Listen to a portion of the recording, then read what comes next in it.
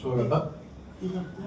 ಪತ್ರಿಕಾಗೋಷ್ಠಿಯಲ್ಲಿ ಉಪಸ್ಥಿತರಿಗೂ ಸನ್ಮಾನ್ಯ ಪದ್ಮರಾಜ್ ಅವರವರು ಯಾವುದೇ ಅಡ್ಡಿ ಆತಂಕ ಆಗಬಾರ್ದು ಅನ್ನುವಂತ ಉದ್ದೇಶದಿಂದ ಇವತ್ತು ನಮ್ಮ ಸರ್ಕಾರ ಅದು ಹೋಗ್ತಾ ಇತ್ತು. ಜನರಿಗೆ ಕಿರುಕುಳ ಆಗ್ತಾ ಇತ್ತು, ಕಂಟ್ರಾಕ್ಟರ್ಗಳಿಗೆ ಕಿರುಕುಳ ಆಗ್ತಾ ಇತ್ತು, ಕಷ್ಟ ಬರ್ತಾ ಇದ್ರು, ಏನೋ ಮಾಡಿ ವ್ಯಾಪಾರ ವ್ಯವಹಾರ ಉದ್ದಿಮೆ ನಡೆಸ್ಕೊಂಡು ಹೋಗ್ತಾ ಇದ್ರು.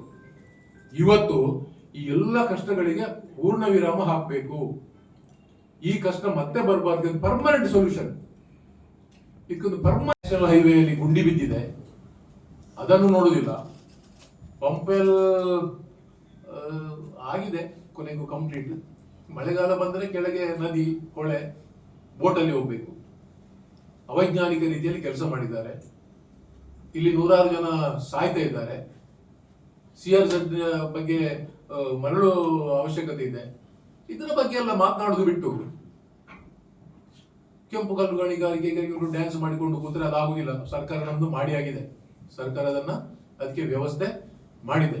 ಮರಳು ನೀತಿಯನ್ನ ಅವರು ಸರಿಯಾಗಿ ಮಾಡಲಿ, CRZ ಇಂದ ಮರಳು ಸಿಗುವ ಹಾಗೆ ಮಾಡಲಿ. 75% ಜನರಿಗೆ ಅದರಿಂದ ಪ್ರಯೋಜನ ಆಗ್ತದೆ. ಅನೇಕ ಲಕ್ಷಾಂತರ ಕೂಲಿ ಕಾರ್ಮಿಕರಿಗೆ ಪ್ರಯೋಜನ ಆಗ್ತದೆ. ಆ ಕೂಲಿ ಕಾರ್ಮಿಕರನ್ನ ಶೋಷಣೆ ಮಾಡುವಂತಹ ಕೆಲಸವನ್ನ ಕೇಂದ್ರ ಸರ್ಕಾರ ನಿಲ್ಲಿಸಲಿ. ನಮ್ಮ MP ಸಾಹೇಬರು ಅದನ್ನು ಮಾಡಬೇಕು ಅಂತ ಹೇಳಿ ನಾನು ಅವರ ಹತ್ರ ವಿನಂತಿಯನ್ನ ಮಾಡುವಂತದ್ದು. CRZ, ನಾನ್ CRZ ಅನ್ನುವಂತ 2 ಭಾಗದಲ್ಲಿ ನಮಗೆ ಮರಳು ಸಿಗ್ತದೆ. ನಾನ್ CRZ ಮರಳಿಗೆ ಡಿಮಾಂಡ್ ಇರುವುದು 25%. CRZ ಮರಳಿಗೆ 75% ಡಿಮಾಂಡ್ ಇದೆ. ಮಳೆಗಾಲದಲ್ಲಿ ನಾನ್ CRZ ಮರಳು ಸಿಗುವುದಿಲ್ಲ ಅಥವಾ CRZ ಸಿಗುವುದಿಲ್ಲ. ಈಗ CRZ ಮರಳು ಸಿಗದೆ 5-6 ವರ್ಷ ಆಯ್ತು. ಕೋಟ ಶ್ರೀನಿವಾಸ ಪೂಜಾರಿ ಅವರ ಹತ್ರ ಎಷ್ಟು ಸಲ ಎಷ್ಟು ಒಂದು ಏನು ಅಭಯ ಕೊಟ್ಟಿದ್ದಾರೆ ಜನರಿಗೆ. ನಾವು ನಾಳೆ ಮಾಡ್ತೇವೆ, ಇವತ್ತು ಮಾಡ್ತೇವೆ, ನಾಳೆ ಮಾಡ್ತೇವೆ, ಇವತ್ತು ಮಾಡ್ತೇವೆ, ಮಾಡ್ಲಿಲ್ಲ. ಆದ್ರೆ CRZ ಕಾನೂನು ಇರುವಂತದ್ದು ಕೇಂದ್ರ ಸರ್ಕಾರದ್ದು. CRZ ಇಂದ ನಾವು ಮರಳು ತೆಗಿಬೇಕಾದ್ರೆ ಕೇಂದ್ರ ಸರ್ಕಾರದ ಅನುಮತಿ ಬೇಕು. ಪರಿಸರ ಇಲಾಖೆ, ಗಣಿ ಇಲಾಖೆ ಎಲ್ಲ ಅವರ ಒಂದು ಅನುಮತಿಯ ಆದ ನಂತರ ನಮ್ಗೆ CRZ ಇಂದ ಮರಳು ಸಿಗುವಂತದ್ದು. ನಾನ್ CRZ ಅಲ್ಲಿ ಅನೇಕ ಬ್ಲಾಕ್ಗಳನ್ನು ಈಗಾಗಲೇ ವಿಂಗಡಣೆ ಮಾಡಿದ್ದಾರೆ ಸರ್ಕಾರ. ಅದು ಕೂಡ ಮಳೆಗಾಲದಲ್ಲಿ ಸೆಪ್ಟೆಂಬರ್ ವರೆಗೆ ತೆಗಿಲಿಕ್ಕೆ ಅವಕಾಶ ಇಲ್ಲ. ತದನಂತರ ನಾನ್ CRZ ಪ್ರಾರಂಭ ಆಗ್ತದೆ. ಆದ್ರೆ ಜನರಿಗೆ ಬೇಕಾಗಿರುವುದು ಹೆಚ್ಚಾಗಿ CRZ.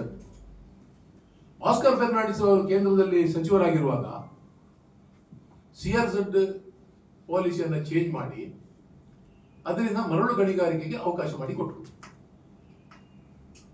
ತದನಂತರ ನಮ್ಮ ಸರ್ಕಾರ ಹೋದ ಮೇಲೆ NDA ಸರ್ಕಾರ ಬಂತು. 3 ಟರ್ಮ್ ಅಲ್ಲಿ ನಳಿನ್ ಕುಮಾರ್ ಕಟೀಲ್ ಅವರಿದ್ರು. ಈಗ ಸನ್ಮಾನ್ಯ ಕ್ಯಾಪ್ಟನ್ ಸಾಹೇಬ್ರು ಇದ್ದಾರೆ. ಏನ್ ಮಾಡ್ತಾ ಇದ್ದಾರೆ ಇವರು? ಹಾಗಾದ್ರೆ ಯಾಕೆ CRZ ಕಾನೂನು ಪ್ರಕಾರ ಅವ್ರಿಗೆ ಏನಾದ್ರೂ ಕೇಂದ್ರ ಸರ್ಕಾರದಲ್ಲಿ ಮಾತನಾಡಿ ಅದನ್ನ ಯಾಕೆ ಸರಿ ಮಾಡ್ಲಿಕ್ಕೆ ಆಗುದಿಲ್ಲ? ಜನರಿಗೆ ಮರಳು ಯಾಕೆ ಕೊಡ್ಲಿಕ್ಕೆ ಆಗುದಿಲ್ಲ? ನಳಿನ್ ಕುಮಾರ್ ಕಟೀಲ್ ಹೇಳಿದಂತ ಲೋಡಿಗೆ 2,000 ರೂಪಾಯಿಗೆ ಏನೆಗೆ ಬೋರ್ಡ್ ಕೊಯ್ಯೆ, ಮನೆ ಬಾಗಿಲಿಗೆ ಹೊಯ್ಗೆ 2,000 ರೂಪಾಯಿಗೆ ಎಲ್ಲಿಂಟು? ಯಾಕೆ 2,000 ರೂಪಾಯಿಗೆ ಮರಳು ಸಿಗ್ತಾ ಇಲ್ಲ ಈಗ? ಯಾಕೆ ಅವರು ಮಾಡ್ಲಿಲ್ಲ? ಅವ್ರದ್ದು ಜವಾಬ್ದಾರಿ ಇದೆ ಅಲ್ವಾ? ಇಚ್ಛಾಶಕ್ತಿ ಅವರಿಗೆ ಇದ್ರೆ, ಜನರು ಅದರಲ್ಲಿ ಕೂಡ ಕೂಲಿ ಕಾರ್ಮಿಕರಿದ್ದಾರೆ, ಅವರಿಗೆ ಕೆಲಸ ಸಿಗಬೇಕು, ಮಾಡ್ಲಲ್ವಾ? ಯಾಕೆ ಮಾಡ್ಲಿಕ್ಕೆ ಆಗುದಿಲ್ಲ ಅವರಿಗೆ? ಅವರು ಮಾಡುವುದಿಲ್ಲ. ಇನ್ನೊಬ್ಬರ ಮೇಲೆ ಗೂಬೆ ಕೊಲಿಸುವಂತ ಕೆಲಸವನ್ನು ಇವತ್ತು ಭಾರತೀಯ ಜನತಾ ಪಕ್ಷದವರು ಮಾಡಿ ರಾಜಕೀಯದ ನಾಟಕ ಆಡ್ತಾ ಇದ್ದಾರೆ. ಅದನ್ನು ಅವರು ನಿಲ್ಲಿಸುವುದು ಒಳ್ಳೆಯದು. ಅವರ ಕಾಂಕ್ರೀಟೀಕರಣ ಮಾಡುವಂಥದ್ದು ಬಹಳ ವರ್ಷಗಳ ಕಾಲ ನೆಗೆದು ಬಂದಿತ್ತು. ಆಸ್ಕರ್ ಫೆರ್ನಾಂಡಿಸ್ ಅವರು ಭೂ ಸಾರಿಗೆ ಮಂತ್ರಿ ಆಗಿರುವಾಗ ಅದನ್ನು ಮಾರನಹಳ್ಳಿವರೆಗೆ, ಗುಂಡ್ಯದಿಂದ ಮಾರನಹಳ್ಳಿವರೆಗೆ ಕಾಂಕ್ರೀಟೀಕರಣ ಮಾಡಿದ್ರು, ಪರ್ಮನೆಂಟ್. ಆಮೇಲೆ ಆ ಭಾಗದಲ್ಲಿ ಯಾವುದೇ ಸಮಸ್ಯೆ ಆಗಲಿಲ್ಲ. ಇವತ್ತು ಮಾರನಹಳ್ಳಿಯಿಂದ ಸಕಲೇಶ್ಪುರಕ್ಕೆ ಇರುವ 10 ಕಿಲೋಮೀಟರ್ 12 ವರ್ಷದಲ್ಲಿ 10 ಕಿಲೋಮೀಟರ್ ಮಾಡಲಿಕ್ಕೆ ಇವರ ಯೋಗ್ಯತೆಗೆ ಆಗಲಿಲ್ಲ. ಈ ಎಲ್ಲ ಮಾಡೋ ಕೆಲಸಗಳನ್ನು ಬಿಟ್ಟು ಅದು ಒಂದು ರೀತಿಯಲ್ಲಿ ನಾವು ಅವರಿಗೆ ಏನು ಮಾಡುವಾಗೆ ಇಲ್ಲ. ಅವರು ರಸ್ತೆ, ಮೋರಿ, ಚರಂಡಿ ಅದೆಲ್ಲ ಬಿಡಿ, ಹಿಂದುತ್ವದ ಬಗ್ಗೆ ಮಾತನಾಡಿ, ಲವ್ ಜಿಹಾದ್ ಬಗ್ಗೆ ಮಾತನಾಡಿ ಅಂತ ಹೇಳಿದವರು. ಆದ್ದರಿಂದ ಅವರು ಅದನ್ನು ಮಾಡಲಿಲ್ಲ ಅಂತೇಳಿ ನಾವು ಚಾರ್ಜ್ ಮಾಡುವಾಗಿಲ್ಲ, ಯಾಕಂದ್ರೆ ಅವರಿಗೆ ಕನ್ಸರ್ನ್ ಇಲ್ಲ. ಆದ್ರೆ ಇನ್ನೊಬ್ಬರ ಮೇಲೆ ಯಾಕೆ ಅವರು ಚಾರ್ಜ್ ಮಾಡ್ತಾರೆ? ಅದನ್ನು ಅವರು ಅರಿತುಕೊಳ್ಬೇಕು ಅನ್ನುವಂಥದ್ದನ್ನ ನಾನು ಅವರಿಗೆ ಹೇಳುವಂಥದ್ದು. ಇವತ್ತು ಅನೇಕ ಕಾರ್ಯಕ್ರಮಗಳನ್ನು ಸರ್ಕಾರ ಮಾಡ್ತಾ ಇದೆ, ಅದರ ಬಗ್ಗೆ ಅವರು ಏನು ಹೇಳುವುದಿಲ್ಲ.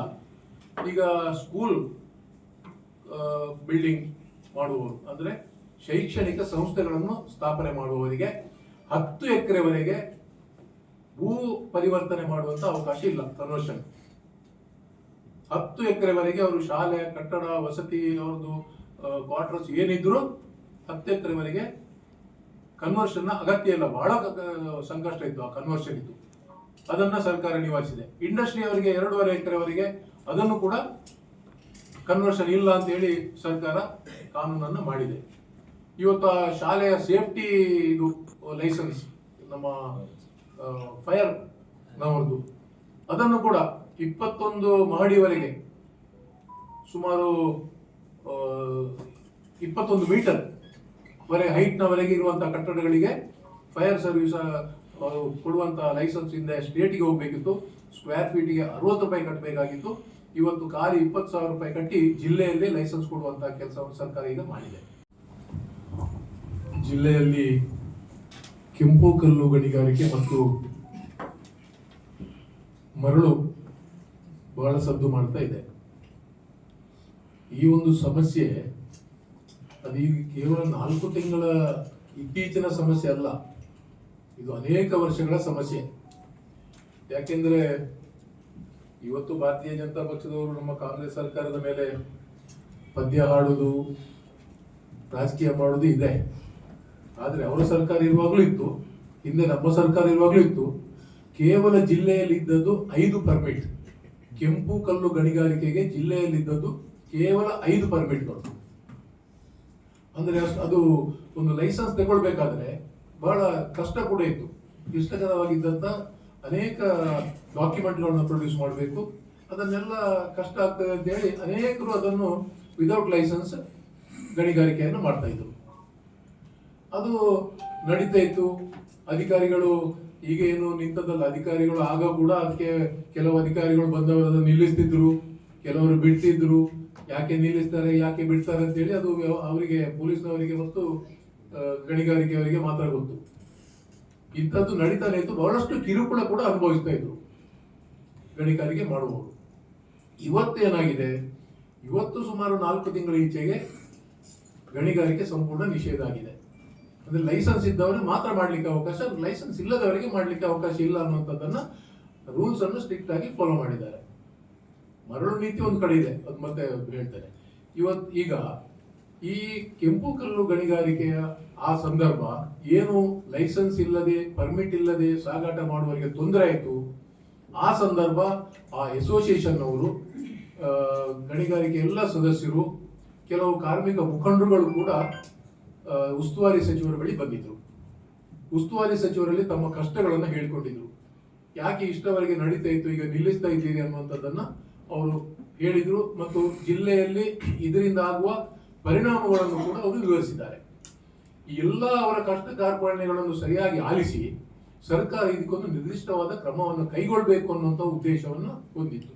ಅದೇ ರೀತಿ ನಮ್ಮ ಸ್ಪೀಕರ್ ಬಳಿ ಕೂಡ ಅವರು ಹೋಗಿದ್ರು. ಈ ವಿಚಾರವಾಗಿ ಮಂಗಳೂರಿನಲ್ಲಿ ಅನೇಕ ಗಣಿಗಾರಿಕೆಯ ಅಧಿಕಾರಿಗಳೊಂದಿಗೆ ಉಸ್ತುವಾರಿ ಸಚಿವರು, ಸ್ಪೀಕರ್ ಅವರು ಅನೇಕ ಮೀಟಿಂಗ್ಗಳನ್ನು ಮಾಡಿದ್ದಾರೆ. ತದನಂತರ ಇದು ಸರ್ಕಾರಿ ಕಾನೂನು ಆಗಬೇಕು ಅನ್ನುವಂಥ ಉದ್ದೇಶದಿಂದ ಇದು ಬೆಂಗಳೂರಿಗೆ ಶಿಫ್ಟ್ ಆಯಿತು. ಬೆಂಗಳೂರಿನಲ್ಲಿ ಕೂಡ ಸ್ಪೀಕರ್, ಉಸ್ತುವಾರಿ ಸಚಿವರ ನೇತೃತ್ವದಲ್ಲಿ ಎಲ್ಲ ಪ್ರಿನ್ಸಿಪಲ್ ಸೆಕ್ರೆಟರಿಯಿಂದ ಹಿಡಿದು ಅದರ ಸಂಬಂಧಪಟ್ಟ ಎಲ್ಲ ಮಂತ್ರಿಗಳು ಮತ್ತು ಜನಪ್ರತಿನಿಧಿಗಳು ಜಿಲ್ಲೆಯ ಮತ್ತು ಅದರ ಅಸೋಸಿಯೇಷನ್ನ ಮುಖಂಡರು ಎಲ್ಲರೂ ಸೇರಿ ಬೆಂಗಳೂರಿನಲ್ಲಿ ಹಲವಾರು ಮೀಟಿಂಗ್ಗಳಾಗಿವೆ. ಇದರ ಪರಿಣಾಮವಾಗಿ ಇವತ್ತು ಸರ್ಕಾರ ಕೆಂಪು ಕಲ್ಲು ಗಣಿಗಾರಿಕೆಗೆ ಪರ್ಮಿಷನ್, ಲೈಸೆನ್ಸ್ ಕೊಡುವಂತಹ ವಿಚಾರದಲ್ಲಿ ಅದರ ನಿಯಮಾವಳಿಗಳನ್ನು ಸರಳೀಕರಿಸಬೇಕು. ಮತ್ತು ರಾಯಲ್ಟಿ ಕೇರಳದಲ್ಲಿ ಟನ್ನಿಗೆ 265 ರೂಪಾಯಿ ಇದೆ, 35 ರೂಪಾಯಿ ಇದೆ. ಕರ್ನಾಟಕದಲ್ಲಿ 265 ರೂಪಾಯಿ ಇದೆ. ಇದು ಅವೈಜ್ಞಾನಿಕ. ಕೇರಳ, ಕರ್ನಾಟಕ ನಾವು ಬಾರ್ಡರ್ ಸ್ಟೇಟ್ಸ್. ಈಗ ಉಳ್ಳಾಲದಲ್ಲಿ ಕರ್ನಾಟಕ, ಆಚೆ ಕೇರಳ. ಆದ್ರಿಂದ ಈ ತಾರತಮ್ಯವನ್ನು ನಿವಾರಿಸಬೇಕು ಅನ್ನುವಂಥದ್ದು ಅಸೋಸಿಯೇಷನ್ ಅವರ ಬೇಡಿಕೆ. ಈ ಬೇಡಿಕೆಯನ್ನು ಕೂಡ ಸರಳೀಕರಣಗೊಳಿಸಬೇಕಾದ್ರೆ ಸೀದಾ ಒಂದು ಕಾನೂನನ್ನು ಮಾಡಿ ಕೈಗೆ ಕೊಡ್ಲಿಕ್ಕೆ ಆಗುದಿಲ್ಲ. ಇದಕ್ಕೆ ಸರ್ಕಾರ ಬೇಕಾದಷ್ಟು ಎಕ್ಸರ್ಸೈಸ್ ಮಾಡಿ ಇವತ್ತೊಂದು ನಿರ್ಧಾರಕ್ಕೆ ಬಂದಿದೆ. ಆ ಏನು ರಾಯಲ್ಟಿ ಇದೆ ಅದನ್ನು ಕೂಡ 100ರ ಆಸುಪಾಸಿನಲ್ಲಿ ಇರಿಸಬೇಕು, ಅದನ್ನು ಕಡಿಮೆ ಮಾಡಬೇಕು. ಮತ್ತು ಲೈಸೆನ್ಸ್ ಇಶ್ಯೂಯಿಂಗ್ ಅಥಾರಿಟಿ ಅವರಿಗೆ ಅದನ್ನು ಸರಳೀಕರಣಗೊಳಿಸಿ ಲೈಸೆನ್ಸ್ ಇಶ್ಯೂ ಮಾಡುವಂತ ಒಂದು ವ್ಯವಸ್ಥೆಯನ್ನ ಮಾಡಬೇಕು ಅಂತ ಹೇಳಿ ರೂಲ್ಸ್ ಎಲ್ಲ ಫ್ರೇಮ್ ಮಾಡಿ ಡ್ರಾಫ್ಟ್ ಆಗಿ ಇವತ್ತು ಕ್ಯಾಬಿನೆಟ್ ನಲ್ಲಿ ಕೂಡ ಅದು ಮಂಜೂರಾಗಿದೆ. ಕ್ಯಾಬಿನೆಟ್ ನಲ್ಲಿ ಮಂಜೂರಾಗಿ ಇವತ್ತು ಜಿಒ ಆಗ್ಲಿಕ್ಕೆ ಮಾತ್ರ ಬಾಕಿ, ಗವರ್ಮೆಂಟ್ ಆರ್ಡರ್ ಆಗ್ಲಿಕ್ಕೆ ಬಾಕಿ ಇದೆ. ತಮ್ಗೆಲ್ಲ ಗೊತ್ತಿದೆ, ಒಂದು ಕಾನೂನು ಬದಲಾವಣೆ ಆಗ್ಬೇಕಾದ್ರೆ ವರ್ಷಾನುಗಟ್ಟಲೆ ತಗೊಳ್ತದೆ. ಅಷ್ಟು ಕೆಲಸ ಇರ್ತದೆ ಅಧಿಕಾರಿಗಳಿಗೆ, ಅದಕ್ಕೆ ರೂಲ್ಸ್ ಫ್ರೇಮ್ ಮಾಡಬೇಕು, ಹೊಸ ಹೊಸ ಐಡಿಯಾಸ್ ಬರಬೇಕು, ಈ ರೀತಿ ಎಲ್ಲವನ್ನು ಕ್ರೋಢೀಕರಿಸಿಕೊಂಡು ಮಾಡುವಂಥದ್ದು.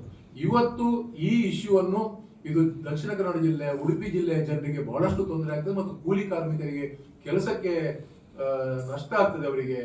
ಆದ್ದರಿಂದ ಇದನ್ನು ಶೀಘ್ರವಾಗಿ ಮಾಡಬೇಕು ಅನ್ನೋ ಉದ್ದೇಶದಿಂದ ನಮ್ಮ ಸರ್ಕಾರ ಮುಖ್ಯಮಂತ್ರಿಯವರ ನೇತೃತ್ವದಲ್ಲಿ, ಉಪಮುಖ್ಯಮಂತ್ರಿಯವರ ನೇತೃತ್ವದಲ್ಲಿ, ಸ್ಪೀಕರ್ ಮತ್ತು ಉಸ್ತುವಾರಿ ಸಚಿವರು, ಸಂಬಂಧಪಟ್ಟ ಎಲ್ಲಾ ಸಚಿವರುಗಳು ಸೇರಿ ದಕ್ಷಿಣ ಕನ್ನಡ ಜಿಲ್ಲೆಯ ಅನೇಕ ಪ್ರತಿನಿಧಿಗಳು ಕೂಡ ಅದರಲ್ಲಿ ಸೇರಿಕೊಂಡು ಇದನ್ನು ಕೇವಲ 4 ತಿಂಗಳಲ್ಲಿ ಒಂದು ಕಾನೂನಿಗೆ ಕೊನೆಯ ಹಂತಕ್ಕೆ ಬರುವಂತಹ ವ್ಯವಸ್ಥೆ ಇವತ್ತು ಆಗಿದೆ. ಇದರ ಮಧ್ಯೆ ಬಿಜೆಪಿಯವರು ಪ್ರತಿಭಟನೆಗಳು, ಇವತ್ತು ಅಸೋಸಿಯೇಷನ್ ಅವರು ಯಾವತ್ತೂ ಪ್ರತಿಭಟನೆ ಮಾಡಲಿಲ್ಲ. ತಾವು ದಯವಿಟ್ಟು ತಿಳ್ಕೊಳ್ಬೇಕು, ಅಸೋಸಿಯೇಷನ್ ಅವರ ಪ್ರತಿಭಟನೆ ಎಲ್ಲಿಯೂ ಮಾಡಲಿಲ್ಲ. ಅವರು ಮಂತ್ರಿಗಳನ್ನ, ಸರ್ಕಾರವನ್ನ ಭೇಟಿ ಮಾಡಿ ಅದಕ್ಕೆ ಬೇಕಾದಂತ ಯಾವ ರೀತಿ ಅದನ್ನು ಬದಲಾವಣೆ ಮಾಡಬೇಕು ಅನ್ನುವಂತಹ ಸಲಹೆ ಸೂಚನೆಗಳನ್ನು ಕೊಟ್ಟು ತಮ್ಮ ಕೆಲಸವನ್ನು ಮಾಡಿಕೊಳ್ತಿದ್ದಾರೆ ಹೊರತು ಯಾವತ್ತೂ ಅವರು ಪ್ರತಿಭಟನೆಗೆ ಇಳಿಲಿಲ್ಲ. ಇವತ್ತು ಪ್ರತಿಭಟನೆ ಮಾಡ್ತಾ ಇರುವಂತದ್ದು ಬಿಜೆಪಿಯವರು. ನಿನ್ನೆ ಕೂಡ ಒಂದು ಪ್ರತಿಭಟನೆ ಮಾಡಿದ್ದಾರೆ, ಬಹಳಷ್ಟು ಹಾಸ್ಯಮಯವಾಗಿತ್ತು, ನೋಡ್ಲಿಕ್ಕೆ ಚೆನ್ನಾಗಿತ್ತು. ಅವರ ಲ್ಯಾಂಗ್ವೇಜು, ಅವರ ಡ್ಯಾನ್ಸು, ಪದ್ಯ, ಒಂದು ರೀತಿ ಪಿಕ್ನಿಕ್ ಹೋದಾಗೆ ಆಯ್ತು. ಅದನ್ನು ನೋಡೋಣ, ನಮ್ಗೆ ಕೂಡ ಅವರೊಟ್ಟಿಗೆ ಪಿಕ್ನಿಕ್ ಹೋದಾಗೆ ಅಂತ ಒಂದು ಪ್ರತಿಭಟನೆಯನ್ನು ನಿನ್ನೆ ಹಮ್ಮಿಕೊಂಡಿದ್ದಾರೆ. ಅದರಲ್ಲಿ ಅವರು ಹೇಳುವಂತದ್ದು, ನಾವು ಕಂಗಾಲಾಗಿದ್ದಾರೆ, ನಾವು ಬೆಂಗಳೂರಿಗೆ ಪಾದಯಾತ್ರೆ ಮಾಡ್ತೇವೆ ಮತ್ತು ಡೆಡ್ಲೈನ್, ಸ್ಪೀಕರಿಗೆ ಡೆಡ್ಲೈನ್ ಯಾವ ಅವಶ್ಯಕತೆಯೂ ಇಲ್ಲ. ನೀವು ಡೆಡ್ಲೈನ್ ಕೊಡೋದು ಬೇಡ, ಬೆಂಗಳೂರಿಗೆ ಪಾದಯಾತ್ರೆ ಮಾಡೋದು ಬೇಡ, ನಿಮ್ಗೆ ಯಾವುದೇ ಕಷ್ಟ ನಾವು ಕೊಡುವುದಿಲ್ಲ. ಜನರ ಕಷ್ಟವನ್ನ ಪರಿಹಾರ ಮಾಡಲಿಕ್ಕೆ ನಾವು ಕಾನೂನನ್ನ ಸರಳೀಕರಣಗೊಳಿಸಿ ರಾಯಲ್ಟಿಯನ್ನು ಕಡಿಮೆ ಮಾಡಿ ಶೀಘ್ರ ಗವರ್ಮೆಂಟ್ ಆರ್ಡರ್ ಆಗ್ತದೆ. ಆದ್ರಿಂದ ನಿಮ್ಗೆ ಯಾವುದೇ ಕಷ್ಟ ಕೊಡುವುದಿಲ್ಲ. ನಿಮ್ಮ ರಾಜಕೀಯ ಡೊಂಬರಾಟವನ್ನು ನಿಲ್ಲಿಸಿ. ನಿಮ್ಮ ಸರ್ಕಾರ ಇರುವಾಗ ಯಾಕೆ ಮಾಡಲಿಲ್ಲ ನೀವು?